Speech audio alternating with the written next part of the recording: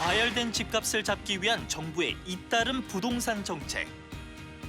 각종 정책에 따라 부동산 시장에 변화의 바람이 불고 있는 가운데 부동산 중개 시장도 새로운 변화와 혁신을 거듭하고 있는데요. 과연 한국 부동산 거래 시장은 어떤 영향을 받고 있을까요? 박용현 한국공인중개사협회장과 함께 이야기 나눠봅니다. 네, 주택 가격이 폭등하면서 정부가 각종 부동산 정책을 쏟아내고 있는데요. 부동산 시장이 어떤 영향을 받고 있을까요? 부동산 거래 시장을 이끄는 공인중개사들의 대표자 한국공인중개사협회 박용현 회장과 함께 자세한 얘기 나눠보겠습니다. 안녕하세요. 네, 어서 오십시오. 안녕하십니까. 무료 회원 수가 10만 5천 명이 넘는다고 들었습니다. 그렇습니다. 이 공인중개사협회 어떤 일을 하는 곳인가요? 공인중개사협회는 이제 1986년도에 이제 최초로 설립이 됐고, 네. 지금 현재는 전국에서 약간 10만 6천의 공인중개사로만 가입이 된 그런 대규모 최고의 전문가 단체입니다.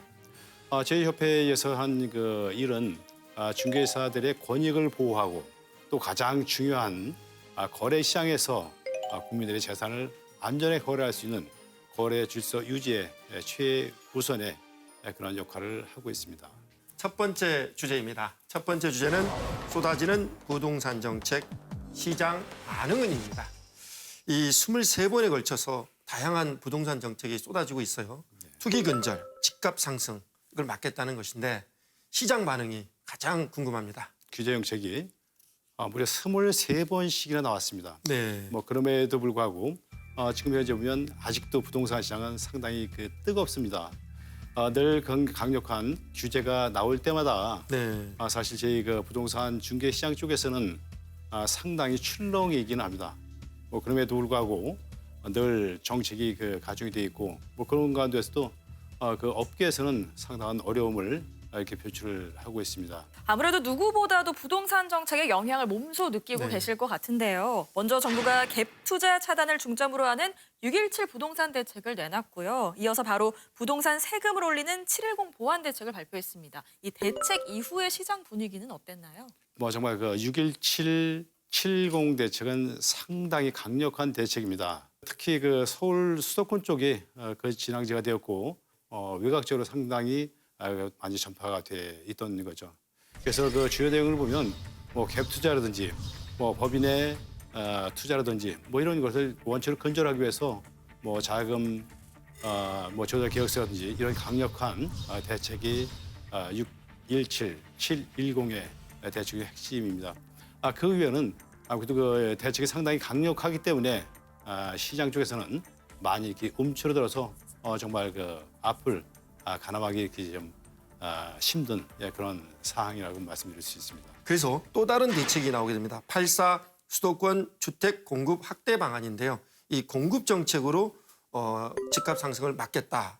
그래서 조금 효과가 있는 듯한 반응은 나오고 있나요? 그동안에 이제 규제 정책의 일본도에서 네. 시장에서 원하는 공급 정책을 이제 최초로 내놓은 그 대책이 8.4 대책의 주요 내용이었습니다. 이제 발표된 지가 얼마 되지 않아서 시장에 지금 당장에 여러 가지 효과는 가늠하기는 어렵겠지만 장기적으로 보면 여러 가지 이 집값 안정에 대한 좋은 시그널을 줄 수 있겠다는 생각이 들어집니다.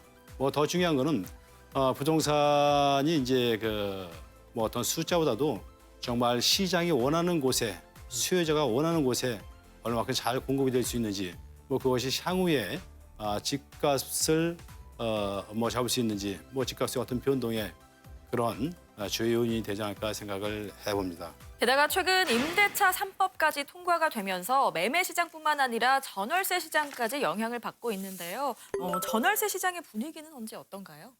취지를 보면 임대인들의 어떤 지위를 보장하기 위한 그런 좋은 취지지만 실제 현장에서는 많은 혼란이 가중이 되고 있습니다. 임대차 3법 중에서 2+2, 이제 5%가 상한제 이런 것 때문에 임대인들의 입장에서는 상당히 부담스러워하고 있습니다. 한 번에 2년치, 4년치를 한 번에 이제 올려야 된다는 이런 이제 부담도 있고 또 현장에서 보면 다툼의 여지가 있습니다. 저는 우리나라 중개 부동산 그 전세 시장이 뭐 세계에서 좀 유일하다고 하지만 상당히 좋은 정책이라고 생각을 합니다.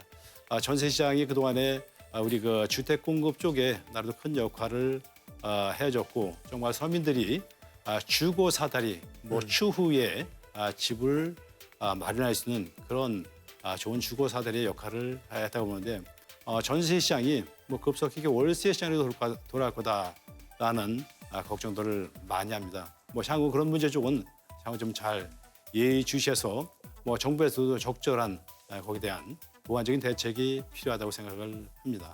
두 번째 주제입니다. 두 번째 주제는 공인중개사로 인생 2막입니다. 협 회장님께서는 원래 염전 사업을 하는 사업가였다라고 들었습니다. 그런데 어떠다 공인중개사 일을 하게 됐나요? 저도 이제 오랜 기간 이제 관리자의 역할을 하다가 네. 뭐 우연찮은 기회에 지인의 소개로 네. 사실 이제 그 생애 첫 주택을 구입하는 계기가 있었습니다. 부동산이라고 하면 일반적인 사람들 볼 때는 뭐 그 거래 가격이라든지 네. 뭐 이런 조건을 가장 중시를 합니다. 근데 실제로 그 부동산은 뭐 거래 가격이라든지 뭐 이런 조건도 중요하지만 공법이라든지 세법이라든지 뭐 여러 가지 문제점인데 저는 그때 당시에 이제 그런 거를 사실 무지했기 때문에 사실 이제 그 뭐 제가 손해를 감수할 수밖에 없는 뭐 그런 취지로 해서 사실 이제 부동산에 대한 관심을 가지게 됐고 또 공부를 한 것이 뭐 지금의 업이 되었습니다. 공인중개사를 시작으로 협회장이 되시기까지 정말 많은 일이 있으셨을 것 같습니다. 협회장으로서 일하면서 가장 기억에 남는 일이 있다면? 저도 현장에서 이제 한 25년 정도의 이제 중개업을 하고 있는데 공인중개사 국가에서 공인한 부동산 유통시장의 최고의 전문가입니다. 뭐 전문가면서도 세무사나 법무사나 뭐 우리나라에 보면 여러 가지 그 전문가가 많이 있지 않습니까? 네. 그 전문가 쪽을 보면 전문가들의 별도의 그 법이 있습니다. 그럼에도 불구하고 제 공인중개사는 제가 자격사법을 가지지 못했었습니다. 네. 그래서 많은 회원들이 어떤 그 노력 끝에 천심한 끝에 2014년도에 공인중개사법이 탄생이 됐습니다. 네. 정말 그때는 정말 너무나도 이렇게 가슴 뭉클하게 기뻤습니다. 여러 가지 공인중개법 제가 독립된 법을 가지면서 많은 변화가 있었습니다. 용어도 뭐 업자가 아닌 중개업자가 아닌 개업 공인중개사 또 저희가 받는 그 용역의 대가도 수수료가 아닌 중개 보수로 이렇게 변경이 되어졌습니다. 사실 어떻게 보면 상당히 기억에 남는 정말 오래도록 그 기억에 남는 그런 사건이 아닌가 생각을 합니다. 오늘 우리 이 부동산 거래 중개사는 부동산 거래 최고 전문가. 그렇습니다. 그리고 또 거기에 단체를 이끌고 있는 회장이시니까 네. 우리가 집을 사고 팔거나 또 전월세를 계약할 때 꼭 챙겨야 될, 꼭 잊어서는 안 될 팁 소개 좀 해주시죠. 부동산 거래는 네. 반드시 주변에 있는 전문가인 공인중개사의 조력을 받을 수 있는 뭐 그런 쪽을 이렇게 이제 해야 되겠다는 말씀을 우선 드리고 싶고 또 여러 가지 이제 그 전문자에서는 공인중개사가 잘 안내도 하고 여러 가지 조건을 잘 맞춰주겠지만 우리 그 고객들도 등기부등본은 반드시 실시간적으로 이렇게 열람을 해봤으면 좋겠다. 뭐 등기부등본은 누구라도 사실 요새 그 인터넷이 발달에 대해서 누구라도 어느 곳에서라도 쉽게 열람을 할 수가 있고 특히 그 세입자분들에게 좀 이렇게 당부를 드리고 싶은 말씀은 사실 그 확정일자 어떻게 보면 이게 생소한 것 잘 되는 것 같지만 어떻게 보면 한편으로는 좀 생소할 수 있습니다. 그래서 확정일자를 받아야 되는데 거기에는 뭐 전입이라든지 주소 이전이라든지 또 입주라든지 뭐 이런 조건이 맞아질 때 나름대로 권리에 대한 보전을 받을 수 있다라고 해서 그런 점을 좀 꼼꼼히 새겨둘 좀 필요가 있다라고 그 생각을 합니다. 거래를 하면서도 현장 임장 활동이 중요하다고 생각을 하죠. 그래서 뭐 집이라든지 이런 상태를 뭐 수도라든지 화장실이라든지 뭐 이런 문제 쪽을 본인이 좀 하나하나 꼼꼼히 살펴보는 그런 지혜도 좀 필요하다는 말씀을 드리고 싶습니다. 세 번째 주제입니다. 세 번째 주제는 부동산 중개 시장을 혁신하다입니다. 요즘 이제 스마트폰 하나면 스마트폰으로 매물도 검색하고 전월세도 찾아볼 수가 있고 많은 변화들이 일어나고 있습니다. 우리 공인중개사협회 차원에서도 온라인 플랫폼을 만들어서 부동산 거래 시장을 활성화하려고 노력하고 있다고 들었습니다. 보면 뭐 전국적으로 보면 뭐 한 250개 정도의 각종 여러 가지 플랫폼이 있습니다. 네. 저희 협회가 운영하는 정말 공인중개사들만이 이용할 수 있는 뭐 그런 이 어플리케이션인데 네. 전국에 있는 뭐 아파트, 토지, 공장 모든 그걸 망라한 그런 물건이 실시간적으로 정말 진성 매물이 거기에 잘 네. 올라와 있다. 그래서 많은 고객들도 사용을 해줬으면 하는 그런 바람을 가져봅니다. 네. 네. 부동산 거래는 아무래도 큰 돈이 오가고 또 개인과 개인 간의 거래가 중심이다 보니까 안정성이 정말 중요할 것 같은데요. 부동산 거래의 투명성을 확립하려면 어떤 대안이 있을까요? 부동산 시장에 보면 상당히 아직도 자격을 가지지 않는 무등록이라든지 무자격서가 네. 상당히 많이 있습니다. 네. 뭐 부동산 시장을 뭐 정화시키기 위해서는 가장 먼저 해야 될 문제가 정말 무등록, 무허가 뭐 이런 것을 좀 발본색을 낼 수 있도록 해야 된다는 생각에서 저희 협회도 이제 그 부동산 거래 질서를 좀 철두철미하게 감시하기 위해서 불법 부동산 신고센터를 운영을 하고 있습니다. 네. 또 한 가지 가장 좀 아쉬운 부분 쪽에 하나는 정말 저희 협회 쪽에 나름대로 자정 노력할 수 있는 그런 권한, 그렇다고 하면 저희 협회가 높은 직업의식과 윤리의식을 가지고 스스로 정화를 할 수 있는 그런 제도가 좀 이게 개선이 됐으면 좋겠다라고 하는 희망을 가져옵니다. 이 청년 취업난이 심해지면서 이 공인중개사를 직업으로 선택하는 청년들이 늘고 있다. 그래서 공인중개사 고시 열풍이 불고 있다. 이런 이야기가 들리고 있습니다.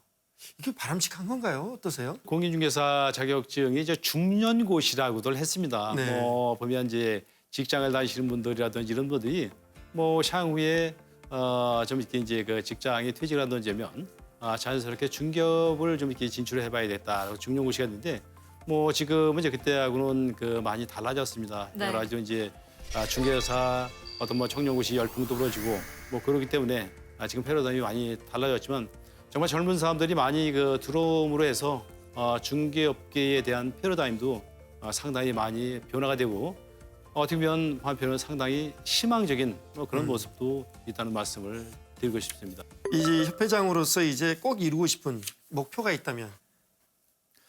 지금 현재 보면 저희가 현장에서 상당히 아주 과잉 경쟁을 하고 있습니다.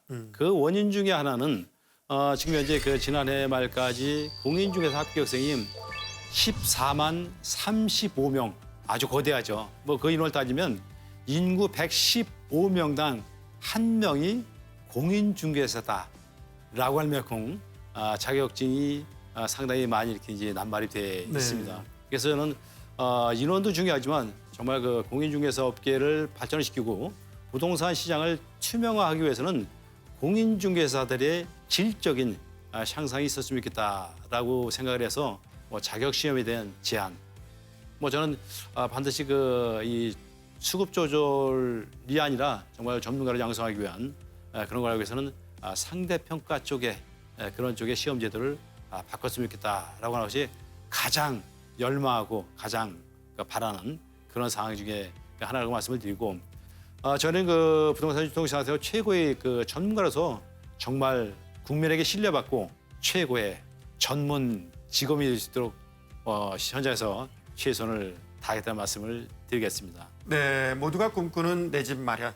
하루빨리 집값이 안정돼서 모든 국민이 따뜻한 보금자리를 마련하고 부동산 거래가 활발하게 이루어졌으면 좋겠습니다. 네. 큰 돈이 드는 만큼 부동산 거래할 땐 신중해야 하는데요. 공정하고 투명한 부동산 시장을 위해서 힘써주시길 바라겠습니다. 오늘 좋은 말씀 고맙습니다. 네, 감사합니다. 고맙습니다. 네,